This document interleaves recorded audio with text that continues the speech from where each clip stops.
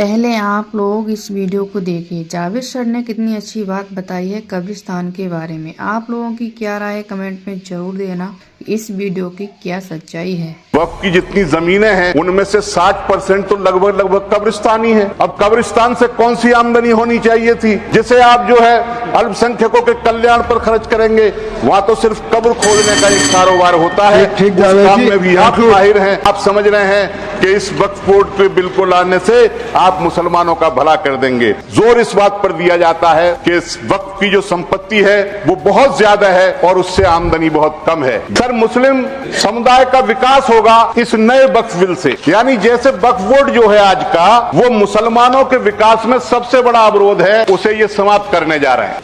मैं सर मुसलमानों के विकास में बस चिंता इनकी बता देता हूं। सर, एक प्री मैट्रिक स्कॉलरशिप होती थी, बंद हो गई। मौलाना आजाद फेलोशिप होती थी, बंद हो गई।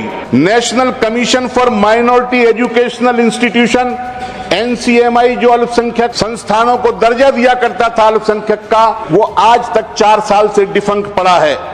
National minorities development and finance corporation NFDFC किस हाल में है, माननीय मंत्री जी बताएंगे। मौलाना आजाद एजुकेशन फाउंडेशन कहां विलुप्त हो गया, आज मंत्री जी बताएंगे। एक संस्था है उर्दू के विकास की NCPUL, national council for the promotion of Urdu language. हालांकि वो मुसलमानों का अकेले सवाल नहीं है, लेकिन ज्यादातर मुसलमानों को उससे जोड़ा जाता है। 4 साल से उसका गठन नहीं हुआ है। कमीशन फॉर लिंग्विस्टिक माइनॉरिटीज कहाँ है, कुछ नहीं पता। प्रधानमंत्री का नया 15 सूत्रीय कार्यक्रम अल्पसंख्यकों के कल्याण हेतु, उसकी क्या स्थिति है आप बताइए।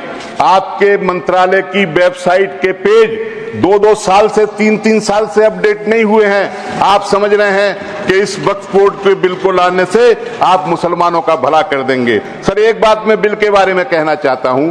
ये कहा गया कि जो प्रॉपर्टी डिस्प्यूटेड है या जिस पर विवाद चल रहा है वो वक्फ में शामिल नहीं होगी और 6 महीने के अंदर रजिस्ट्रेशन कराना पड़ेगा नए पोर्टल पर।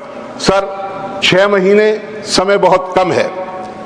इतनी बड़ी वक्फ की संपत्तियां हैं जिनका जिक्र किया गया, मेरे ख्याल से 6 महीने में नहीं हो पाएंगी। फिर बाद में डिस्प्यूटेड प्रॉपर्टी तो बिल्कुल नहीं हो पाएंगी। हमारे उत्तर प्रदेश की सरकार का यह कहना है कि उत्तर प्रदेश में वक्फ की जो संपत्तियां हैं उनमें से 78% सरकारी जमीन पर हैं। ये JPC के सामने उत्तर प्रदेश की सरकार ने अपना पक्ष रखा था। यानी उत्तर प्रदेश की सरकार उत्तर प्रदेश के अंदर 78% वक्फ की संपत्तियों को डिस्प्यूटेड बना देगी तो उत्तर प्रदेश में कितनी वक्फ की संपत्तियां बचेंगी, ये उसको रिजर्व